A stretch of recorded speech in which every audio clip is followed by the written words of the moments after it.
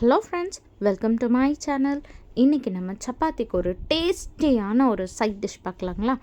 First வந்துட்டு potatoes எடுத்து ரெண்டாக கட் பண்ணி குக்கரில் போட்டு ஒரு 2 விசில் விட்டு எடுத்துக்கலாம். ஒரு கடாயில் ஆயில் சேர்த்து கடுகு, சோம்பு, கருவேப்பிலை இதெல்லாம் தாளித்து எடுத்துட்டு நல்லா பொடியாக நறுக்கின 2 பெரிய வெங்காயம் சேர்த்துட்டு அது கூடவே 2 பச்சை மிளகா அதையும் நல்லா பொடியாக நறுக்கி சேர்த்துக்கோங்க. அது கூட இஞ்சி பூண்டு பேஸ்ட்டில் க்ரஷ் பண்ணி எடுத்துக்கலாம்.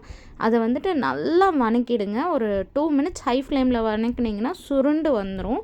அதுக்கப்புறமா டொமேட்டோ வந்துட்டு நீங்கள் அப்படியே சேர்த்துக்கிட்டாலும் ஓகே. நான் வந்து அரைச்சி பேஸ்ட்டாக பண்ணி எடுத்திருக்கேன். நீங்கள் அந்த மாதிரி பண்ணாலும் ஓகே. நீங்கள் அப்படியே குட்டி குட்டியாக கட் பண்ணி போட்டாலும் ஓகே.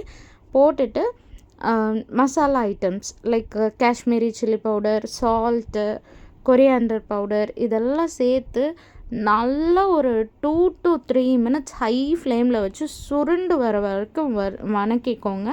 அதுக்கப்புறமா கொஞ்சம் கொஞ்சமாக தண்ணி சேர்த்து நல்லா மிக்ஸ் பண்ணிவிட்டு அதை வந்துட்டு மூடி போட்டு ஒரு 5 மினிட்ஸ் மூடி வச்சுருங்க லோ ஃப்ளேமில்.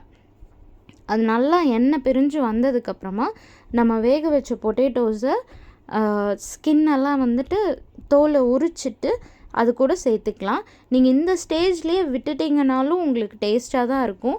இல்லை எனக்கு இன்னும் கொஞ்சம் கிரேவி மாதிரி வேணும் அப்படின்னு நினச்சிங்கன்னா திரும்பவும் ஒரு 50 ml தண்ணி சேர்த்து அது ஒரு 2 மினிட்ஸ் குக் பண்ணி எடுத்துக்கோங்க.